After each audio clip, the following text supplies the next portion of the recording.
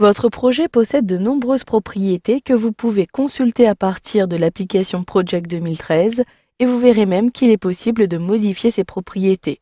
Par la suite, vous verrez que vous pouvez avoir un reporting de votre projet, ainsi vous pourrez d'un coup d'œil avoir des statistiques clés de l'avancement de votre projet. Pour commencer, sélectionnez l'onglet Projet du ruban, puis, dans la zone un peu plus à gauche, vous retrouvez les informations sur votre projet. Cliquez sur cette fonctionnalité pour faire apparaître cette fenêtre-ci. Je retrouve la date de début de mon projet qui commence à partir du 2 décembre. La date actuelle est bien le 4 janvier. Je peux modifier éventuellement la date si cela ne correspond pas. Depuis le menu déroulant, je retrouve le calendrier et si je souhaite avoir la date du jour, je clique sur Aujourd'hui. Ensuite, vous pouvez décider de modifier le type de prévision. Pour l'instant, il s'agit de prévision à partir de la date de début du projet, c'est-à-dire ici du 2 décembre. Si je souhaite plutôt avoir une prévision à partir de la date de fin, je clique ici sur Date de fin. À droite, il s'agit du calendrier standard que j'ai choisi pour mon projet. Par contre, si je souhaite avoir un calendrier 24 heures, je clique ici sur 24. Ensuite, je retrouve la priorité. Pour l'instant, ce projet possède 500 points. Si vous avez différents projets, vous pouvez choisir la priorité d'un projet. Si celui-ci est plutôt faible par rapport à un autre projet, je peux réduire ici la priorité et choisir plutôt 400. Je clique sur la flèche orientée vers le haut pour augmenter le nombre de points. Vous pouvez même saisir directement à l'aide de votre clavier le nombre de priorités. Puis, une fois que vous avez terminé, vous pouvez cliquer sur OK pour valider. Ainsi, vous prendrez en compte toutes les modifications. Par contre, ici, je souhaite avant consulter les statistiques de mon projet. Je pourrais savoir le coût, le budget actuel ou en cours. Je clique donc sur Statistiques et une autre fenêtre apparaît. Je retrouve des informations que j'avais dans la fenêtre précédente, à savoir la date de début, la date de fin, et ici, je retrouve en dessous des éléments tels que la durée, le travail ou le coût.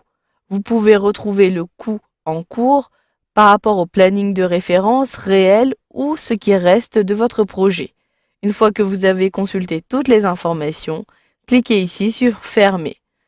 Si vous souhaitez retrouver ces informations à un autre endroit et davantage d'informations, vous pouvez également passer par le menu Fichier. Puis, vous retrouvez directement dans la rubrique Informations, à droite, les éléments principaux tels que la date de début, date de fin, etc. À nouveau, je peux modifier chacun des éléments en cliquant ici sur la donnée, puis en choisissant par exemple le type de calendrier. Je souhaite avoir davantage d'informations. Je clique donc sur le principal menu déroulant, Informations sur le projet. Vous retrouvez ici les statistiques du projet. Si je clique, il s'agit effectivement de la même fenêtre, je la ferme. Puis, je clique ici sur les propriétés avancées. Vous pourrez par exemple fournir les informations concernant l'auteur. Vous pouvez afficher d'autres éléments et avoir des propriétés diverses. Je clique donc sur cette fonctionnalité, je repositionne la fenêtre au centre et je commence par l'onglet Général. Vous retrouvez ici le type de format que vous avez choisi pour votre projet, l'emplacement de sauvegarde, sa taille. Vous pouvez également, depuis l'onglet Résumé, avoir d'autres informations. J'ajoute ici l'auteur, il s'agit de Fanny Dubois.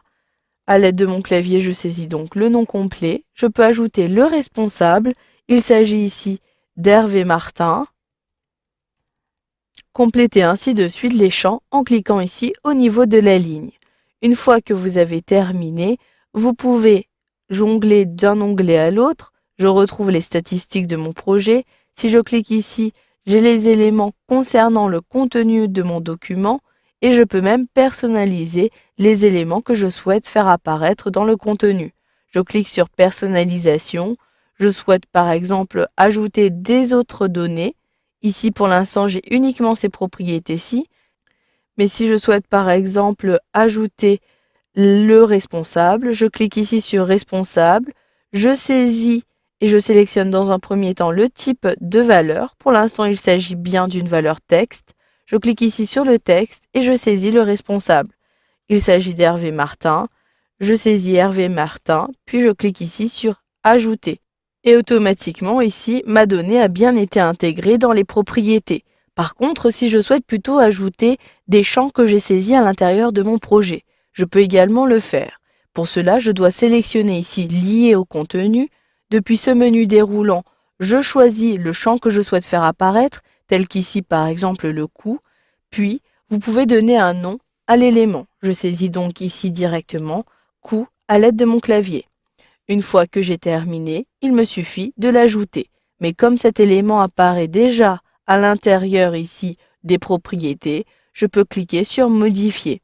Pour modifier une donnée, je la sélectionne et je peux ici la supprimer. Je ne souhaite plus faire apparaître la durée, je clique donc sur Supprimer. Une fois que j'ai terminé, je clique sur OK pour valider. Toutes les propriétés de mon document ont bien été modifiées. Voilà, vous avez vu comment consulter et à la fois modifier les propriétés de votre projet dans Project 2013.